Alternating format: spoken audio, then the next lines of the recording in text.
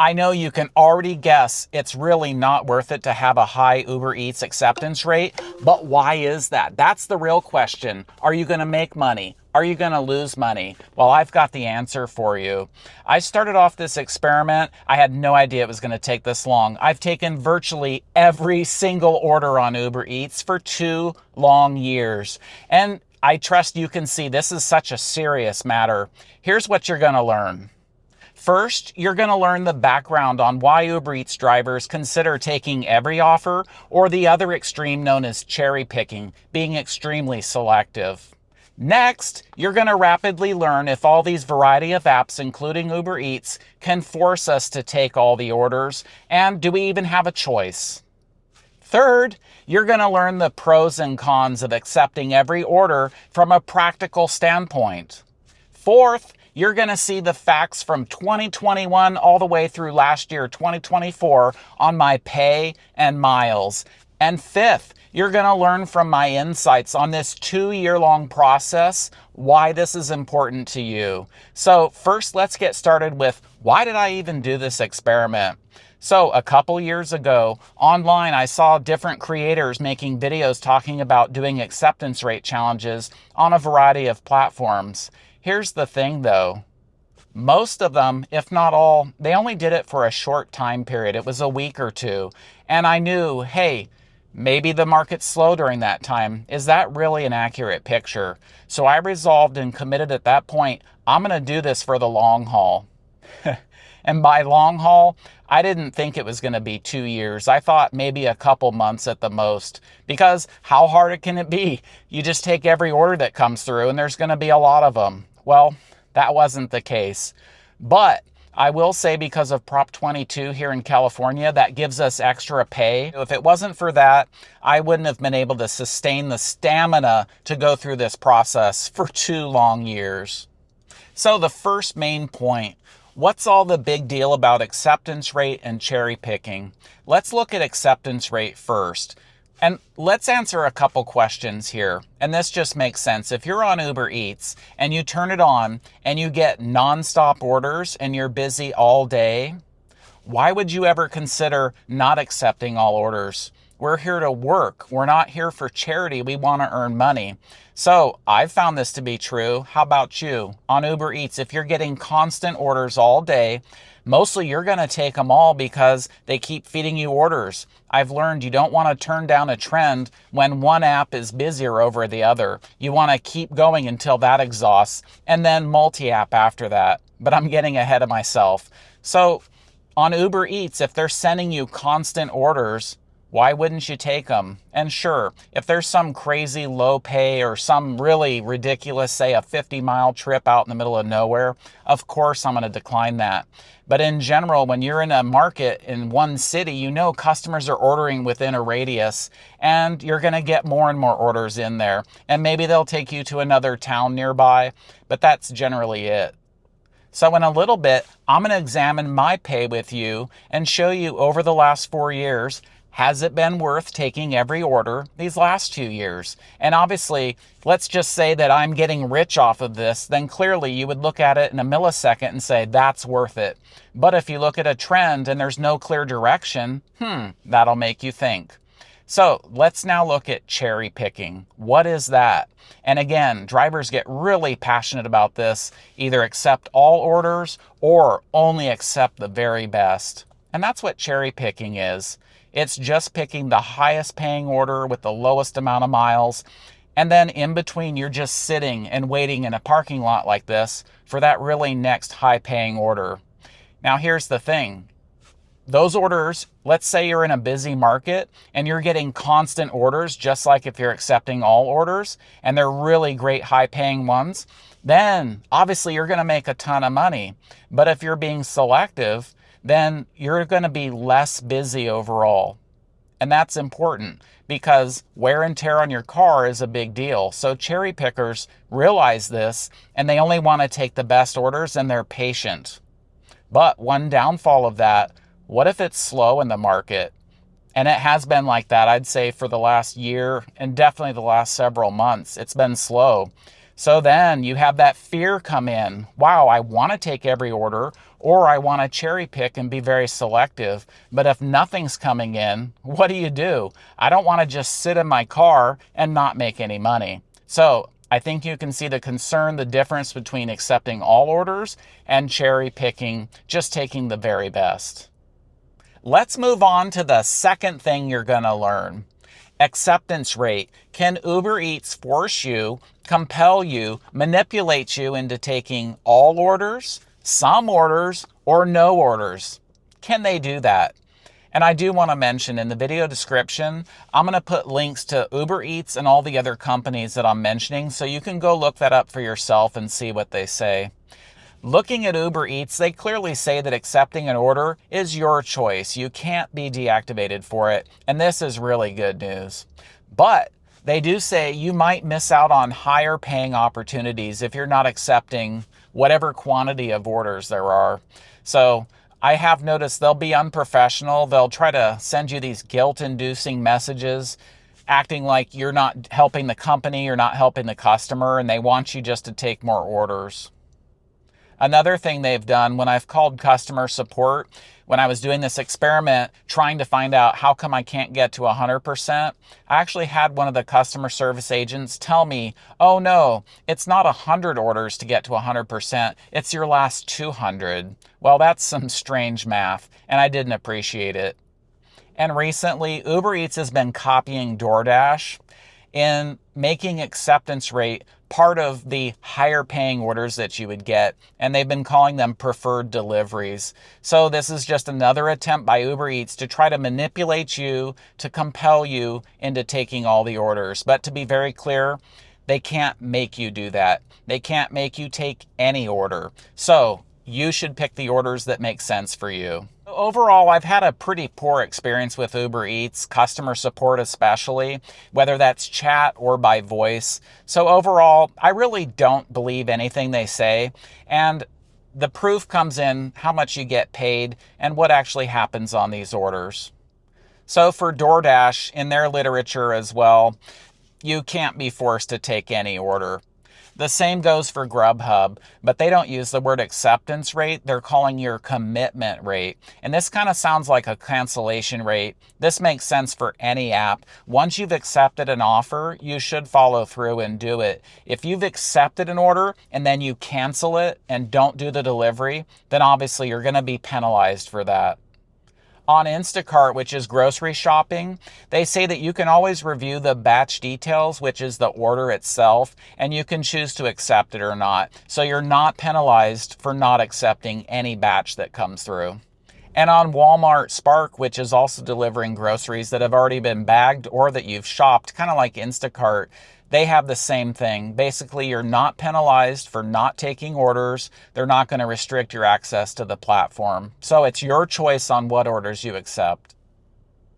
Now let's get into the third important key learning. What are the pros? What are the cons of taking every single order on Uber Eats? Let's look at the pros. So, like I earlier mentioned, when you're getting so many orders and they're just coming in back to back to where you're struggling just to find time to take a break, that is the life, especially when you're paid so well.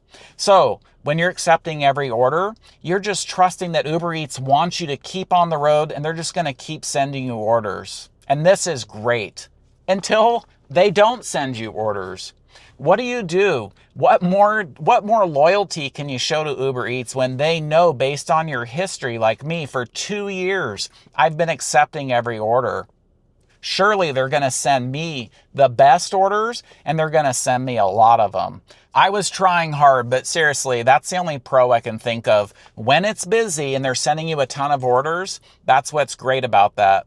All right, maybe also if you feel like you're part of the Uber Eats team as their driver because they know you're taking all the orders and they rely on you, they value you. Until something goes wrong. And usually it has nothing to do with the driver.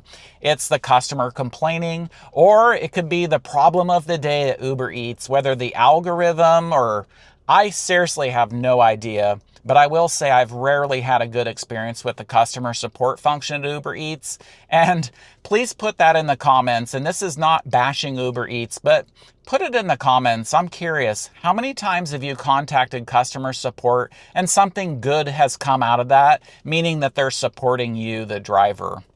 So I would say there's not any other pros for taking all the Uber Eats offers. Let's get into the cons. And I'll tell you what, there's far more cons, and I think you're going to appreciate that here next. The first thing that really, really hurt me a lot is because I was willing to take every order, I had to stop working, meaning I was not going to earn money on Uber Eats a whole hour before I wanted to quit. Why is this? Well, if I'm just down the street and I'm doing an order from McDonald's and I live nearby, that's easy. What if Uber Eats surprises me with a 30-mile long distance delivery or 10 miles or someplace really far away? Now I have to account how long it's going to take to do that order, go way out, drop it off, and then go home. So for my safety level, I figured, all right, the orders usually take 30 minutes, so that gives me 30 minutes to get back home or to whatever other priority or important thing I had going on at the time. So this actually was losing me money, and this is a huge con. I'm trying to make money, but because of the nature of the app of taking all the orders and not having a say in it, now it's like I'm being punished unless I want to go all out for Uber Eats and just take every offer and then come back whenever. But again, it takes the control away from me. I really didn't like it. And then kind of going along with that, having to stop, then I'm actually limiting myself because I better only do Uber Eats when I have 2 hours or some huge block of time. Let's say I only have 30 minutes and normally I would just get on the app and maybe do a quick order and make $5 or $10. Now I can't because it might send me someplace really far away. So not only am I limiting myself from earnings by stopping an hour before, but now I'm waiting to work until I only have, say, 2 or more hours. That way I can take many orders or even one. So I think this is limiting your income if you're going to take everyone. What do you think about that? Is that something that excites you? Here's another con, and this is a big one. So usually, sometimes this happens, customers order food and it's hot or cold and they want to eat it right away. So deliveries are short. They're really close in your area. What about package deliveries? I took this crazy order down into Los Angeles where there's horrible traffic and it was taking some signs to another business, or to the customer actually. It took me so long to get there and it took me so long to get back. Now, normally you would just, wherever you dropped off, if there's restaurants there, it's good to take orders and make more money. This area in Ventura County is nice. There's really no parking issues. There is traffic, but nothing like Los Angeles. So I was wasting my time. I knew if I took orders down in Los Angeles, I would get trapped there. And then usually after 3 o'clock in the afternoon, you're going to have all the traffic of everybody trying to get out of LA. So I would be losing money and miserable. It's better to get back to my area where I know I can make money. And it's not these long hours, traffic, no parking, risking tickets over that. It's horrible. But for drivers in Los Angeles, I really appreciate your professionalism to be able to work down there. And obviously, you know some secrets that I don't to make money there. No thank you for me. So other than Los Angeles, if it's in surrounding communities and there's a chance of orders, then I'm hoping that I'll get a few to kind of like pay my miles coming back to my main market. Dead miles are a huge risk. And that's something you need to consider. And that's out of the scope of this video, but actually I'll share some information on that in a little bit. You need to make sure your orders are profitable. And the huge risk of that is dead miles. So if you see an offer and it says 10 miles, it's actually 20 if you need to come back. So this is very important. And this is one negative thing of taking every offer, especially those package deliveries. You could be gone forever. And then the last and really demoralizing con, it's one thing to do restaurant deliveries. It's even one thing to do grocery shopping because you know the store layout. What about the fun of construction type stores like Home Depot and Lowe's?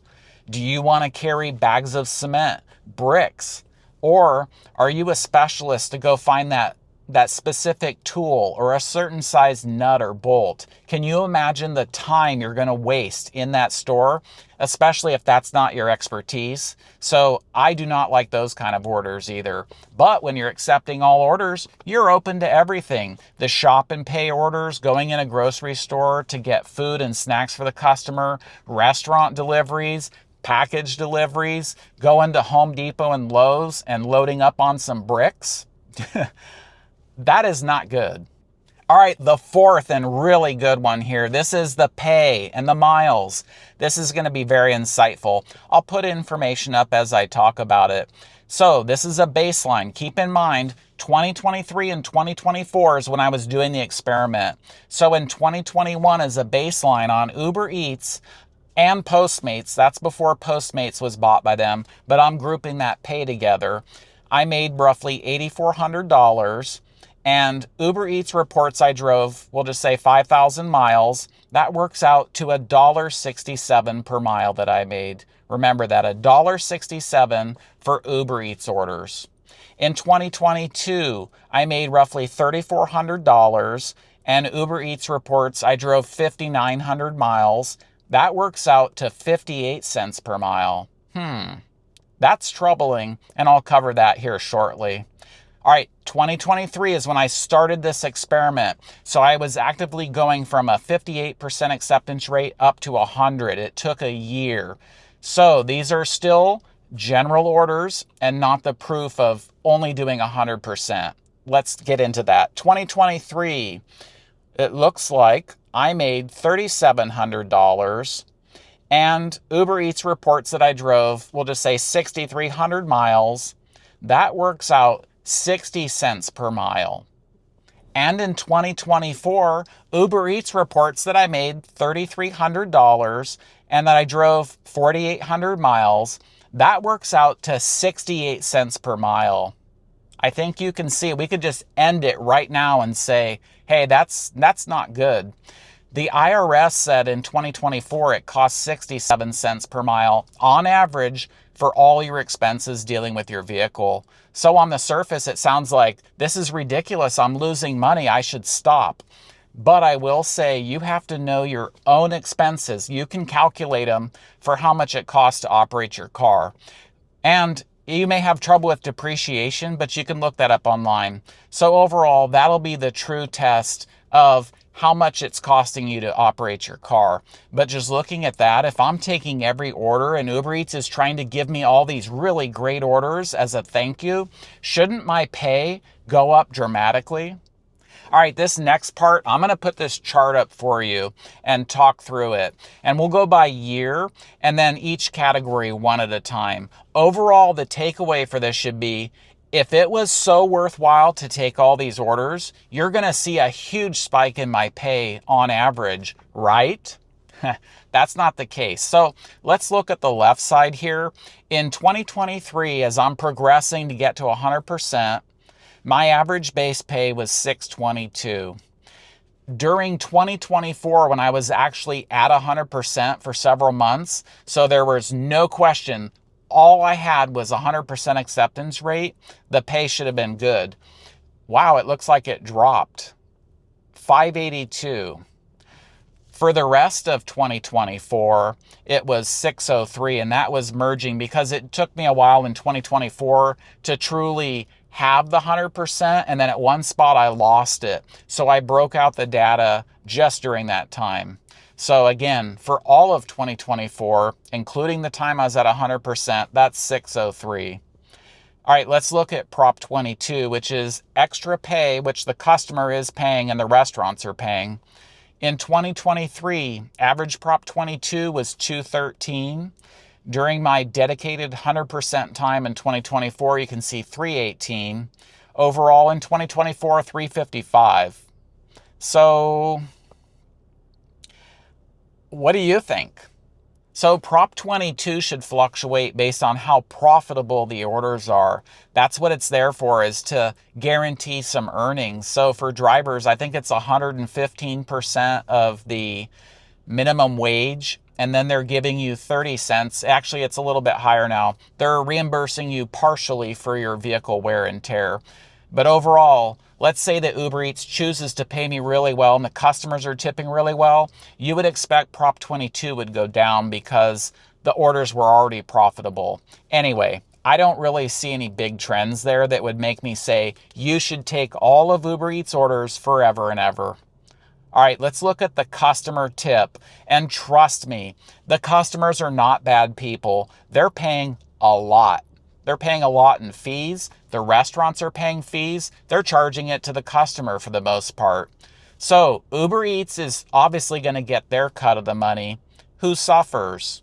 Really, the driver. That would be you not getting paid as much. The customer suffers because they're paying a ton of money in fees, and there's a delay in getting their food because as drivers, we're focused about overall pay. Anyway, all right, so average tip in 2023, look at that, 403.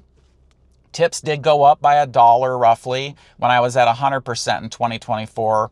Overall in 2024, the average tip was $4.14 per order.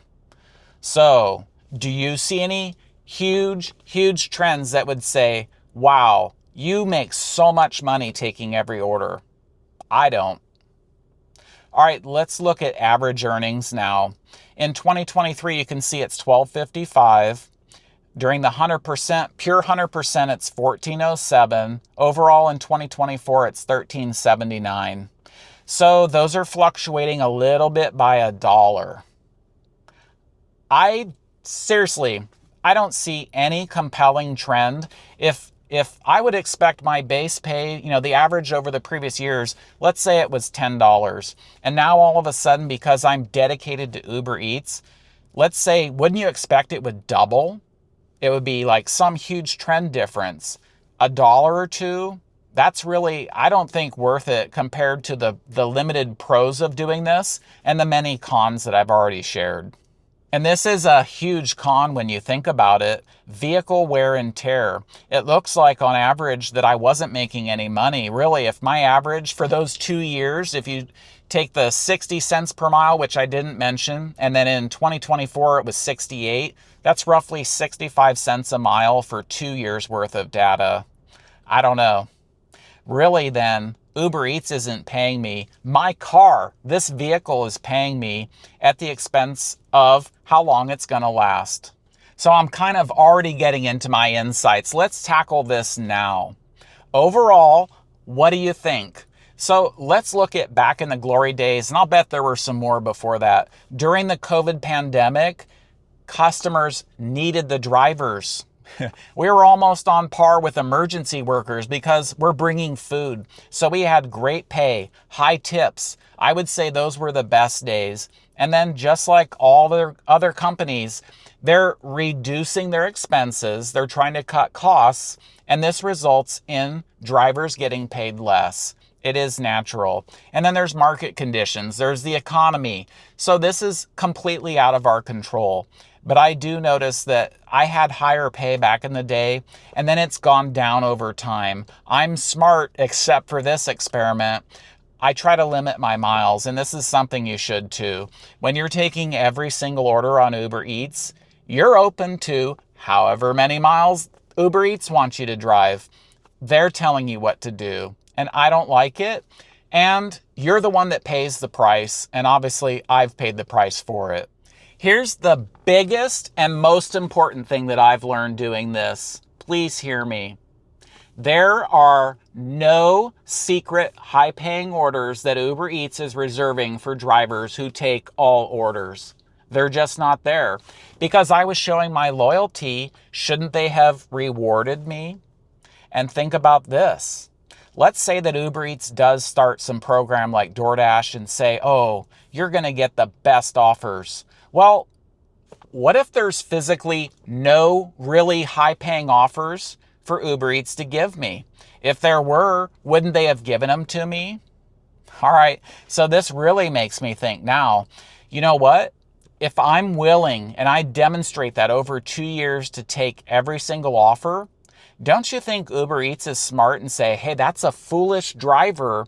Let's give him the low-paying, high-mile orders because he's going to do them. And then as a company, we don't have to offer incentives to get drivers like you to take those offers because there's Russ right there ready to take them.